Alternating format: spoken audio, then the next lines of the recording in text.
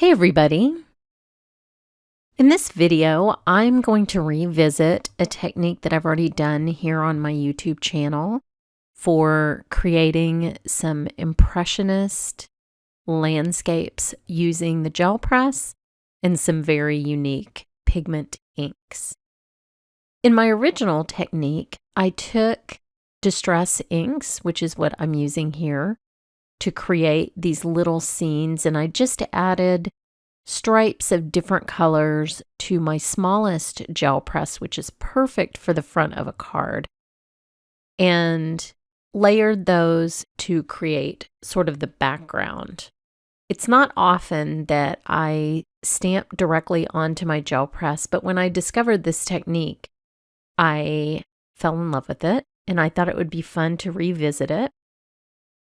So during this crazy pandemic time, I've been doing Facebook Lives every day at 3 o'clock. You can search the Understand Blue class group on Facebook if you would like to join in. And since those videos are saved on my phone, I thought I might share them here on YouTube and maybe revisit something that you haven't seen yet on my channel. Regular dye inks tend to bead up a bit on the gel press, but inks like Distress Oxides and the Hero Hues inks I'll be using later on, they adhere to the gel press, and you can do this little technique with them. I'm using a Hero Arts acrylic block, and this stamp, which I'll link you to below, is a beautiful silhouette tree. This works great for this particular technique. You'll want something that you don't mind the details getting a little bit lost, because I will be adding rubbing alcohol to activate the inks. But you'll just very gently press the stamp into the inked gel plate, and you can see how much detail it retains. And then I'm going to spray it with rubbing alcohol, and you can see immediately how that changes the color of the Distress Oxides, which is awesome. And then I'm just using Bristol Smooth cardstock, which is a water-friendly cardstock. It's not watercolor paper, it's just water-friendly, so that it doesn't bubble up or react in an unpleasant way with the amount of liquid that's on there.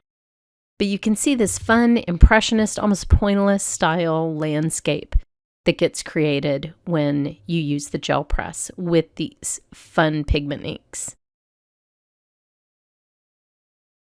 So I'm going to clean the gel press, and then when I was doing this live, people asked me, could this work with other types of inks?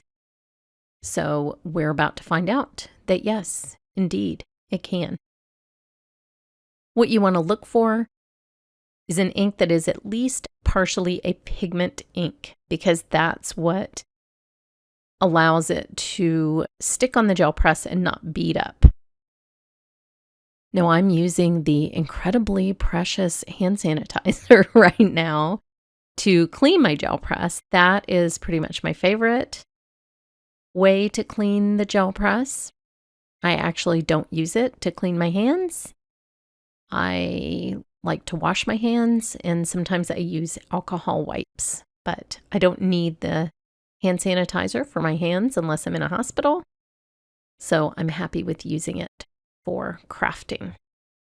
Now, the Hero Hues inks were one of the inks that I tried in my live, and they work beautifully. They adhere maybe even a little bit better than the oxides, and without beating up. So what I did was I just used my finger to blend the line between the different colors, and then I switched to a more neutral for the trees. Also VersaFine Clair. Again, this works beautifully with gel press in lots of different applications. So it's a good combination with the Hero Hues or the Distress Oxides. So there's what that looks like. And look at those bright, fun colors. So it's a little less neutral than the first one.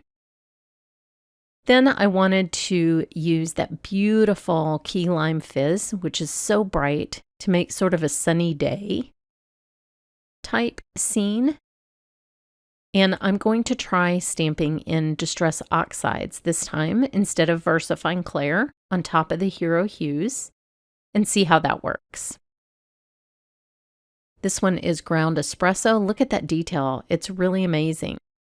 Now, when I spray the Hero Hues inks, you'll notice because they are formulated differently from the Distress Oxides, the color doesn't change quite as much when you put the alcohol on there, but look how bright and happy that is. I love all three of these. They're all a little bit different.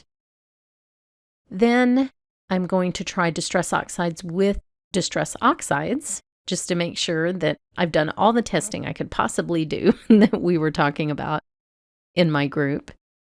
And I'm going to do a little bit more of kind of a coral sky here with green and yellow for the background. This is such an easy technique. You can make many, many backgrounds with this one technique. While you have your gel press out, why not make more than one? Again, Distress Oxides for the stamping. I love how crisp that is. And then when I activate that with alcohol, you'll see that color change. I rub it pretty well to make sure that it really adheres to the paper. And there is the finished scene. I think that one might be my favorite. It's kind of hard to pick, but these are the 4 prints. For some reason, I only took photos of 3 of them. So here are the 3 cards that I made. And I used the same stamp set for all 3 sentiments. And I have that linked below. Hope you're doing well. Thanks so much for watching.